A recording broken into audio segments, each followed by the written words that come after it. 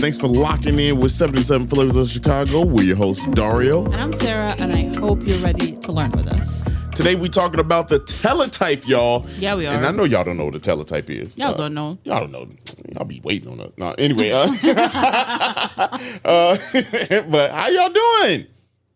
That's Great, good, to man. know, That's good fantastic. To hear. I hope. And if you said not good, then Yeah, it's sorry not about that. fantastic, and it's not good to hear. Yeah, right. It's not I hope good. you're feeling better. Yeah, we should just trade off. 1 week I say good, and then 1 week you say damn. That sucks. Damn, I'm so sorry. I'm sorry. Yeah, I'm sorry. We're here for you theoretically. No, mentally. Theoretically. That means that's like air quotes. Yeah, we're stopped. Let's go send them down to more spiral. I'm just joking. We Anyway, love you guys. yeah. I want you to feel the best that you possibly way you can. can possibly feel. Y'all, we had the best week ever. Damn. As these people, I know. They don't think. You said anyway. My bad. Whew, My bad. crazy. No, we gave y'all time. This is all bad. Yeah, for real. I just want to tell you how much fun we had last week. It was James Beard week and our birthday week in the same week. And you guys loved the second episode, which is amazing. Yeah, thank you for watching the remix. Yeah, and thank you for the feedback. People like the idea of rerunning the 77. Yes. A lot of our listeners are new. Well, not a lot, but like there's a decent chunk of new people that we've gotten over the last year. So instead of having to go back and start from the beginning, now you get 2 episodes. I feel like people take time off in the summer. We doubled our workload. So that's really nice. Right. That's so happy fantastic. we did that. Yeah. Whoever our executive producer is needs to be fired. Both of us. Yeah, it is both of us. Both of us gonna get our ass beat. Damn. But let's talk about. I love doing that. Yeah. Let's talk about. Let's get into it, man. Like James Beard. No.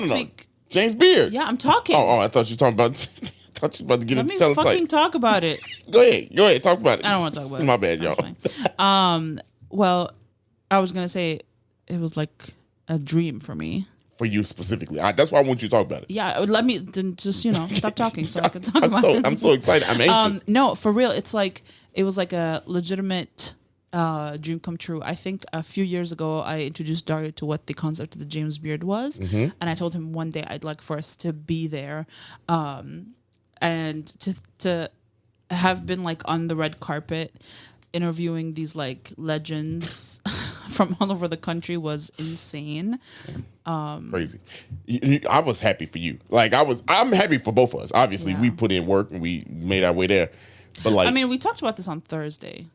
Did we? Yes. Yeah, we did. We did talk about it, I guess, on Thursday. I don't know if people just saw the rerun and didn't listen to it. I don't know. Maybe. I'm that happy about it. I know. Me too. It's just crazy, y'all. Like this was that week, and also I'm not really counting last week, like the Thursday episode. Yeah, I'm not counting that as a you know what I mean. Like it is an episode, but anyway, it was great. It was amazing. It was great. It was actually incredible, y'all. It was Dario rallied till like 4 a.m. I went home. Boy, like she's not even joking, y'all. Like so, our day started out on Sunday, Monday morning. I'm sorry. Monday morning. What you mean? It started like Saturday. Yeah, right. That's why I was saying Saturday. But like, the James Beard Awards day was a long day. That was a super long day. And, things got kicked off right around 2-ish. And then from there, we had the award show. It was dope. I took pictures of the winners. We were on the red carpet. Sarah interviewing people. Yeah. Look, this is a moment that I had to snap out. Yeah, y'all, if y'all don't know me that well, like that on a super personal level like this. But y'all don't know me. No, but like your boy is. I don't get nervous. Like if it's a big crowd, hey, I come to perform. Yeah. But if it's like a super special big moment, like that, I have a moment where I'm just like, I don't believe I'm here. Sometimes I kind of like freeze up for just like a half moment, right? You know what I mean? Like where you just like soaking it in, like God damn, I'm here. And like I had that, I don't know. I can't speak. I definitely felt that way. But for me, I don't know. You tell me if I'm wrong. But that first interview, once we did the first interview on the red carpet, that shit went out the window. Oh yeah, and we snapped out of it. It was like, all right, 77 Flavors is in the building. You know what I mean? Like that's what it felt like. And so after that, it was all systems go. And like that was the only moment of like, damn. I think when Rick Bayless walked up, and Sarah was interviewing Rick Bayless, y'all. I mean, a ton of them, like Chef Sarah from Yep, Chef Sarah, both Chef Sarahs. Yes. Well, I only interviewed one of them, but Yes. she was one of the presenters. I mean, Chef Art Smith. Like, there was so many chefs from around the country that are doing insane work, and other people in the food space, not just chefs, obviously. Like the CEO. awards are the awards. The red carpet that we covered was the chef and restaurant and like those kind of awards. The media awards were Sunday, Saturday, which we couldn't go to. Right. But No, that was Saturday. Actually. Saturday, Yeah. which we couldn't go to. But yeah, it was. I mean, it was insane. Like the amount of the people that do so much good in the food space was amazing. crazy. And we was next to the Cherry Bomb folks. Yeah. WBVM had our own little team there. I know. It was so fun. Axios. We were next to them. That was fun. Monica Ang. It was fantastic. Honestly, just a great experience. At the end, the after party was lit. The after parties were just out of control. It's gonna be those things we talk about like for years, decades from now. We're gonna be like, God damn, remember this? You know, like we were kicking here. But it's Crazy. we're gonna do this more than one time. I promise you. We're still gonna speak it into existence. Oh yeah. We're back. Yeah, right. But then here's the thing. It was our birthday week, y'all. It was. Like we kicked it. We were like kicking it. It was amazing. WGN yet again. It was fantastic. WGN for us has been. We love WGN. Man, we love all the Chicago media. You know what I mean. But WGN been showing us all kind of love. Yeah, it's been fantastic. Cool thing is we ran into our first. WGN was our first ever TV interview, and Sarah Gendra and Larry Potash of the Morning News. They interviewed us. We ran into Sarah Gendra on her new show, Spotlight Chicago, and we brought it up to her. She was like. She said, "Hey, y'all doing 77? Y'all gonna be working together? Y'all gonna be still doing this? You know?" And we was like, "Yeah, we're gonna be together." Wild. You know what I mean? But it was fantastic to link up with her again, and it was pretty. It was amazing. Yeah, it was pretty dope. It was a cool, very cool week. Yes, it was a super cool week. Yeah, I do have some Chicago history. Let's get into it. What's Chicago up? Talk history. to us. I have a couple, just because it's a cool week. So. First, I'll start off with to add on to last week. So last week we said was the first issue of the Tribune. This week, in 1981, June 16th, 1981, the Tribune buys the Cubs franchise. Oh, wow, God damn. Turn that shit down. Yeah, Oh my God. it's louder for us than it is I know. for them. Well, turn it down for me. I know.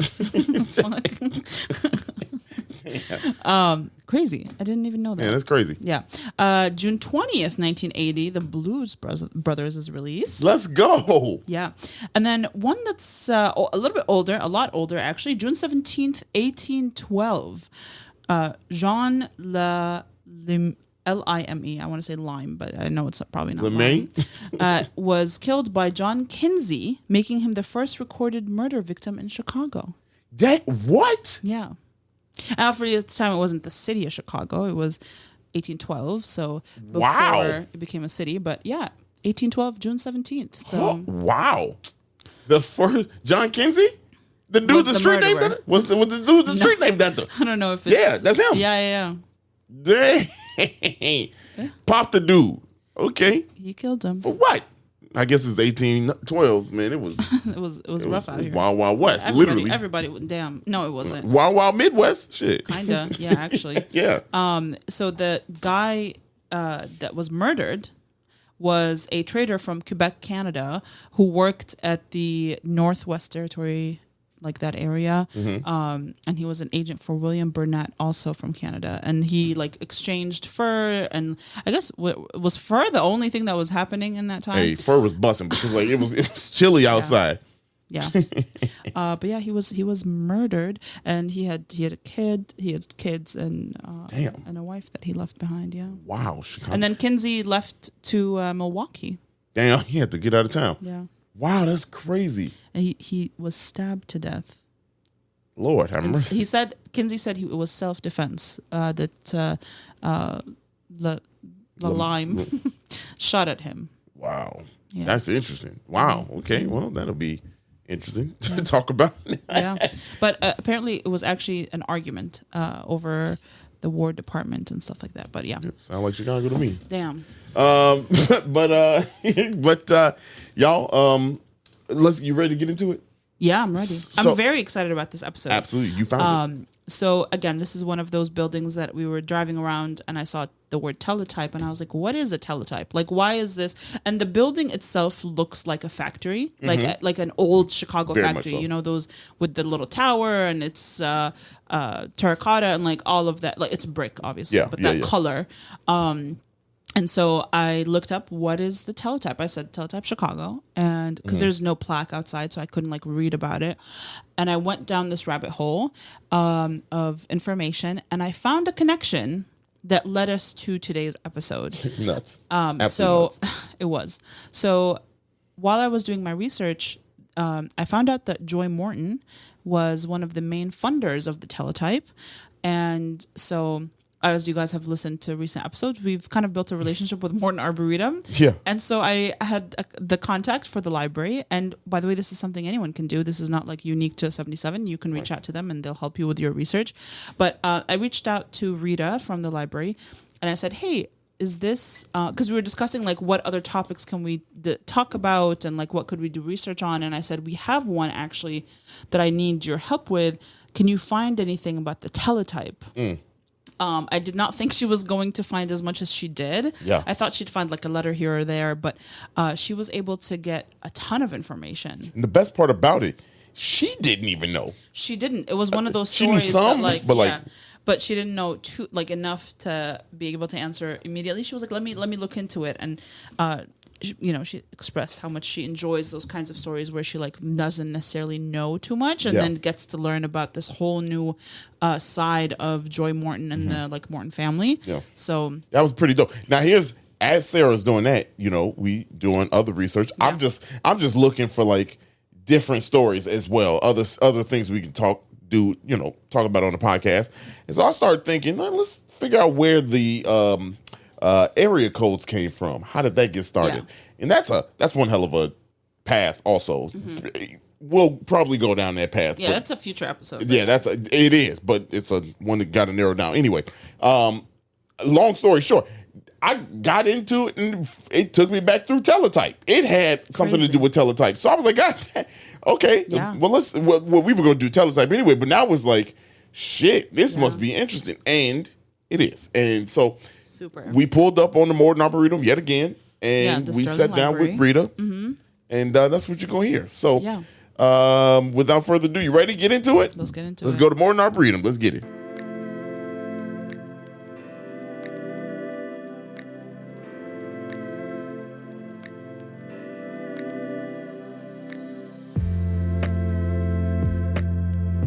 My name is Rita Hassert. I am Library Collections Manager in what I like to call the amazing Sterling Morton Library, the Morton Arboretum.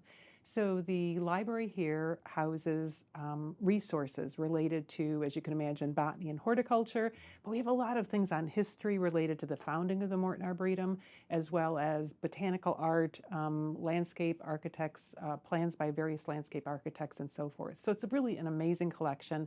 I always invite people, there's so many distractions to see out there at the Arboretum, so lots of places to walk to, but I really encourage people when they have an opportunity to come into the library. We have great displays and we're always really happy to help people and help them learn more about plants, the importance of plants. Yeah. Also, if you need a break from the cicadas outside. Yeah. Yeah, Perfect place it's to a little hide. quiet. We had one cicada in last week, and I had to rescue a couple. So, but otherwise, yeah, and they're starting to quiet down now, definitely. Yeah, they're like here for a month, right? And then It's they not that just long, start- yeah, but that's it's so exciting because this year we had an eclipse and cicadas. I mean, yeah. I feel like it's a trifecta. I don't know what Every the third 17 thing is. years, Yeah, right? yeah. I don't know what else. We should all buy lottery tickets. Yeah, That'd right? be great. Yeah. So what room are we sitting in right now? So this is actually our special collections reading room, is what we call it. Is actually named in honor of a gentleman named. Okay. Sorry, His face is right here. Charles Hafner. So Mr. Hafner was a longtime chair of the Arboretum's Board of Trustees, but he was also chair of the Newberry Library Board. So wow. yeah, so talk about, that's amazing. And so he was keenly interested in the Arboretum, but also the library and our special collections. So when Mr. Hafner was chair of the Board of Trustees, we acquired a lot of things for our collections, our special collections, but he and his wife, Anne, donated funds to build our vault space where we can preserve things that are very old, and then also created this space. So this is a space where researchers come in to actually use our collections. Wow. So the Newberry Library, we love the Newberry Library, by the way. It's Amazing. Have you been there? Yes. Yeah, it's amazing. He was the chair of that also. All at the same time, chair of the Holy board of cow. trustees. So yeah, Oh my God, yeah. that's So so which is an amazing connection. Yeah. And so it was always funny to me. Sometimes rare book dealers, they would send their list to him, and so he would come then like for a Wow. board meeting and be like, "I saw this in a catalog. I think Wow. you should buy it." And it was Yeah. like Catalog, that. Yeah, yeah. that was really good marketing. Yeah. So That's yeah, but Mr. Hafner was really wonderful. It's a huge supporter of both the Arboretum and the library. Wow. So we're here because we heard about the Teletype, and Exactly. Yeah. we reached out to see if you all had any information on it, and it looks like you do. We do, and So, I wanted to ask, is that something that anyone can do? Can people reach out to you and be like, hey, I'm looking for information Absolutely. on this subject? Yeah, yeah. Okay. So in all different ways, in person, phone. For a while, I would get letters. That happens less and less, but emails, and we're happy to take time and to help people use our collection. So for sure. And this was so interesting because so often when we talk of the story of the Morton Arboretum, we really focus our stories on Morton salt, and Right. people are very familiar with that. But as I said earlier, I really appreciate this opportunity to kind of take a deep dive into it because it was a story that I knew a little bit about, but not a lot. So do you want to go back into the time machine? Yes, Okay. Yeah, let's do it. So 1902, Joy Morton was contacted by a gentleman named Frank Piern, and he was a young electrical engineer from Nebraska. So Joy Morton actually spent his childhood in Nebraska and then came to Chicago area to make his fortune, and it turned out just fine. He Yeah, did make right. that fortune. So, but anyway, he had a letter of introduction to meet with Frank, and Frank had an idea. He was experimenting with a printed telegraph system, sending things by print, but he needed financial help.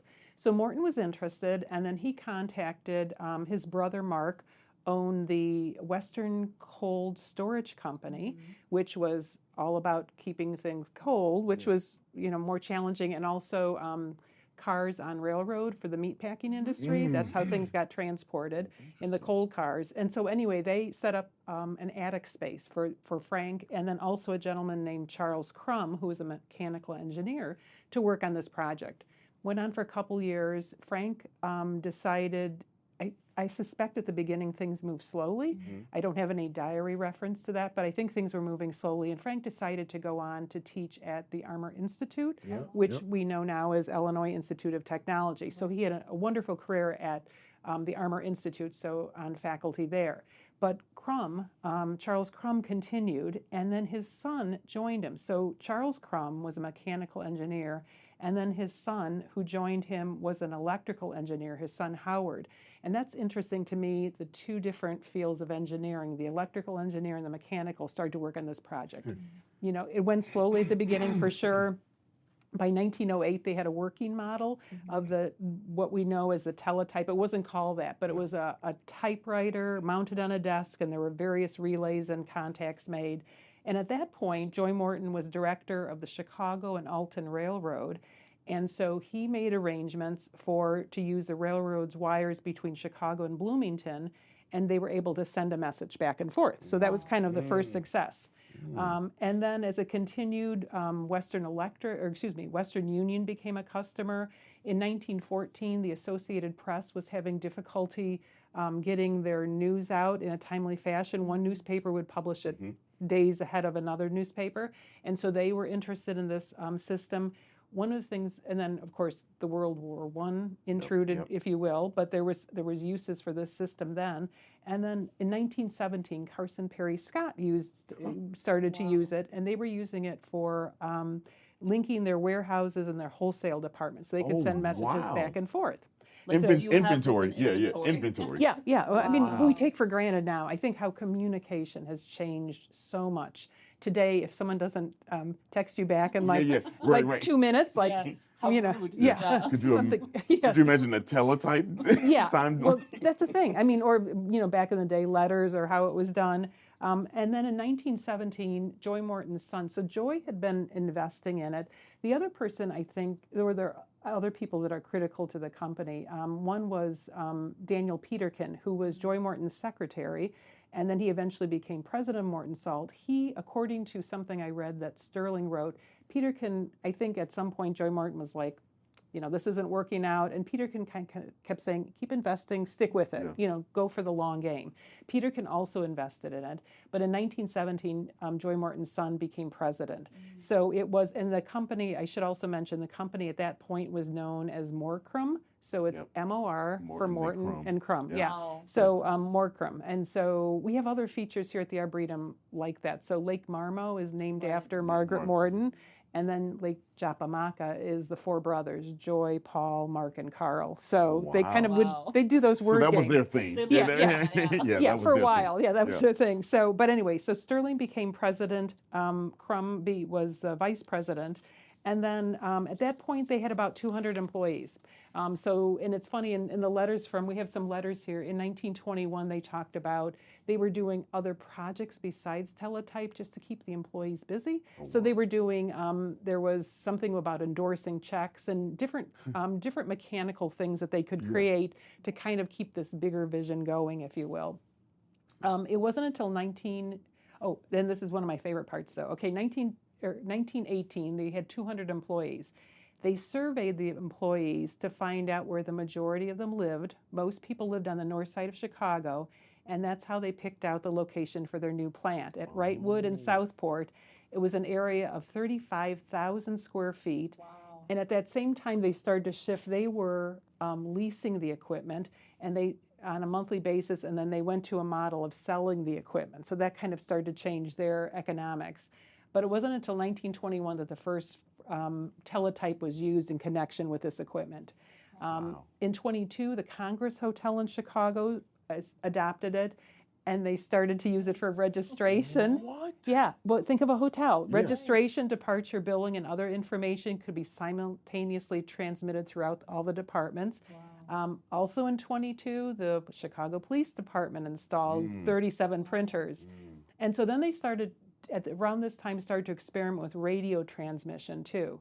And so that was very important in World War II. I mean, obviously there weren't a lot of lines, and so it became increasingly important, but they started to do the radio transmission. And so this actually was done by wire, I think, over a telephone circuit, that photograph.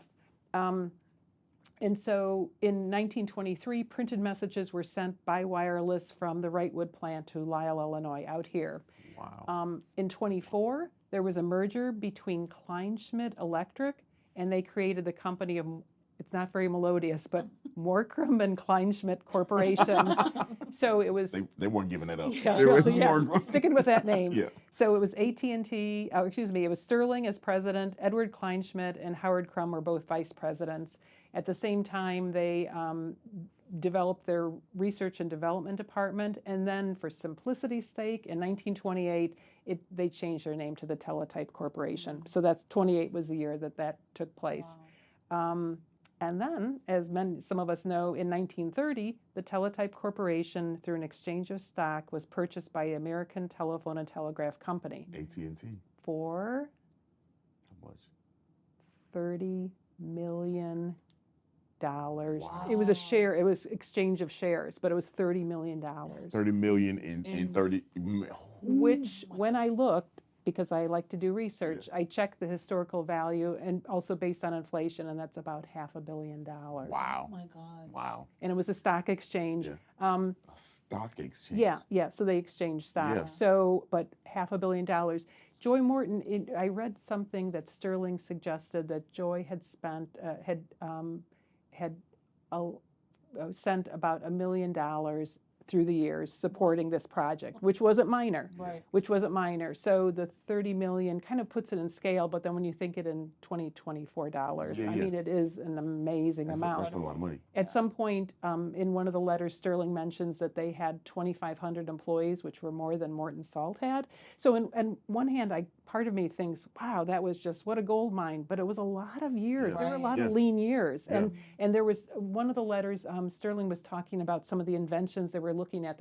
They didn't go and make it, but there was a mop that you could, I guess, a way to wring a mop easily, and that was one. But they decided not because he said God, most. They would have been rich. He would have been super rich. Like holy. Yeah, it's like the ShamWow or something, right? Yeah. Or like Scrub Daddy, Yeah. Scrub Daddy. But he had different inventions. As I said, the endorsers were successful, but there were a couple others because they had engineers and mechanics, and so they were trying to create things, and also to keep a trained staff going. But because initially it took years for it to take off. But kind of an amazing Chicago story too, when you think about what was created. And then also supporting ideas. What I love about it is supporting not really tangible ideas, right? I mean, it really is something that there was a need, but who would have dreamed, even now, who dreams that you can get text messages so quickly, This had to be like a magical thought process at the time. Be like, people thought he was crazy. And guess what we could do? Yeah. And then when that first message went through, people were like, wait, what? Yeah. But I remember with cell phones, like when cell phones were becoming more common, people were like, well, why would I need that? Who needs to get in touch that often? Well, you'd be like, well, well. Yeah, but also, I loved the risk taking because it was a risk. And then also the partnerships. It wasn't one person doing it alone by any means. And there were all these different players along the way.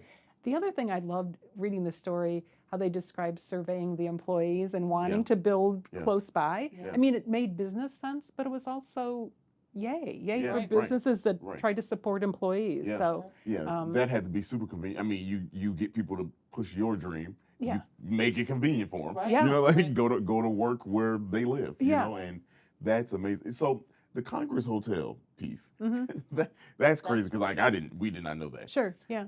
Was that the first hotel in Chicago to have used something like that? Well, it was 1922. I'm not sure. It was the one that was highlighted. I'm always very shy of firsts. I can't explain it. It just, I'm sure. But it was obviously an early one, I would say, and that was a big hotel, right? And then you even think about that. One of the things they said prior to the teletype, pneumatic tubes were used a lot. And, think of how we shared messages and things like that. I mean, I love going to the bank today if I can see something. It's very exciting. It's so fun. Even though it's my money, it seems exciting. It could just be the pen coming back. Really. Good one. And maybe I could keep it. Right. So, but I think it was an early one. As I said, I'm always cautious about first, but I think it was a big enough hotel that could do it, like a little B&B or something wouldn't, but it was really a large hotel. But then you can imagine what was happening if they didn't have that fast communication. And then also, the telegrams they required people to translate, right? Morse code. And so this required really anybody. If you had the equipment, anyone could communicate. And so they talked about, in one of the articles I read, it talked about that there were less and less people that were able to do it, or they were in war service. They weren't available, on the state side to help out with that. So as I said, I love the vision, the risk taking. No one ever has a book about all the things they lost money on. So were there other things that I would love, but how do we dream big like that? That's a good question, because now I feel like nowadays we know too much to even dream big like that. I think step one, have a lot of money. That you're able to take, but this is decades of risk. It is. He's stuck through. The sunk cost was really just but from 2002 to 30, so 28 years. So that's and as I said, there were lean years, and in it, in the letters, we don't have lots of correspondence related to it, but the Mortons were great letter writers, and this is in the early 20s. Sterling was in Paris, and his father's kind of saying, maybe you should come home and, mind the shop, and, and in politer terms. And it was like, oh, everything's doing well, or, and kind of describing it. But there was some anxiety. There would have to be. But he did allow it. And as I said, I thought when I was reading about it, I thought Peterkin's role, because Sterling mentions, he kept him in the game, too, which was important, because, how many things do you lose heart on, too? You just decide, this isn't working out, and there's also personalities involved, and you don't know, is the most annoying person in the world you're working with or something. So, and I'm sure around that time, we're talking early 1900s, right? You got the the Great Migration from the north. So you got, black folks coming up here. There's so many socioeconomic things happening right now. I mean, World War One. Yeah. The Great Depression. Well, that's the just around thing. Yeah, corner, right. Well, that's the thing, and that's why it's shocking to me the 30 million in 1930. That's just a little bit out of the Depression. Yeah. Not, and there are a lot of people that are still part. Yes. The Dust Bowl is just ahead. Exactly. So there was, and I love talking about this because nothing happens in isolation. It's everything's connected, Yes. and so when you see that, it's like, wow, just a little bit after the Depression, and but the world also was changing, and how we communicated our expectations, and we're part of that revolution now too. Yeah, and I wonder how. I mean, he had to really try to work his way in with the Chicago folks. I mean, he was out here, and there, you know what I mean, to go buy massive land in Chicago when Chicago is growing, booming, going crazy right now. At that time, in 2002, he was still in Chicago. He was still a resident of Chicago. He didn't actually come out here till about 2009, 2010, or excuse me, 10. And then the Arboretum was established in 22. So he was still Chicago. He was also, he wasn't born here, which I find interesting. And one of the things I like to think about, he actually was born in Detroit. His parents were living in Nebraska.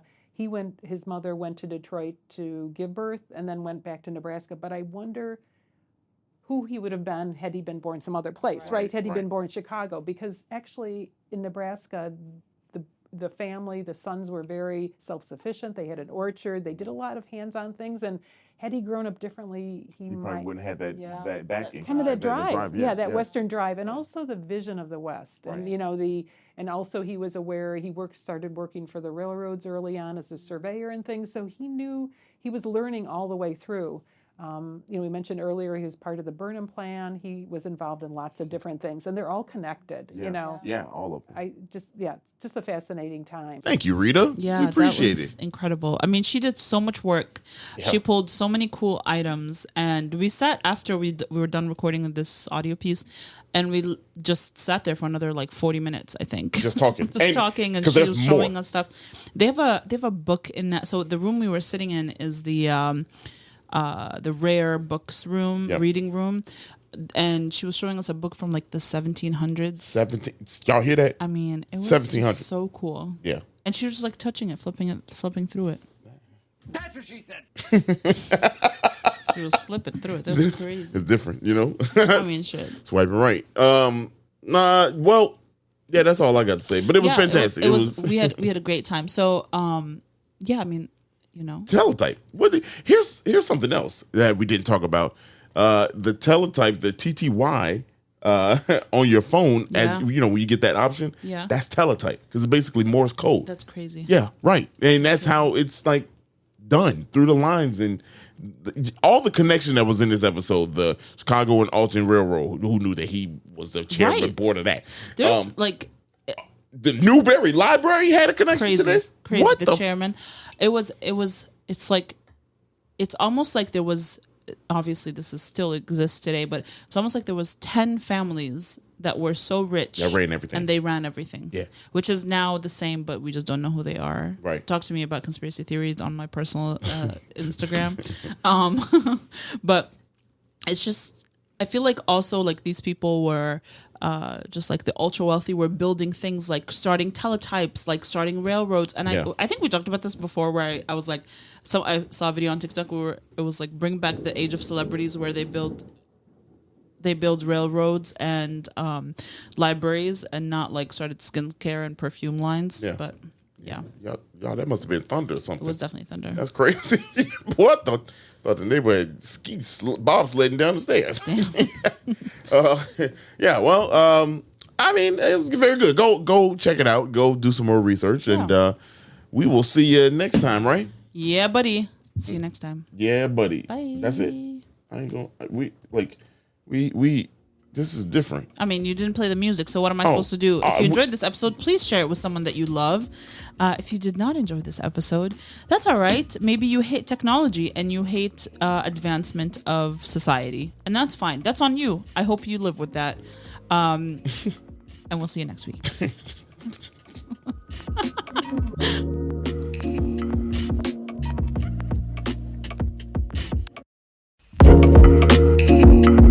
Thank you so much much for listening to today's episode, and we hope you loved it.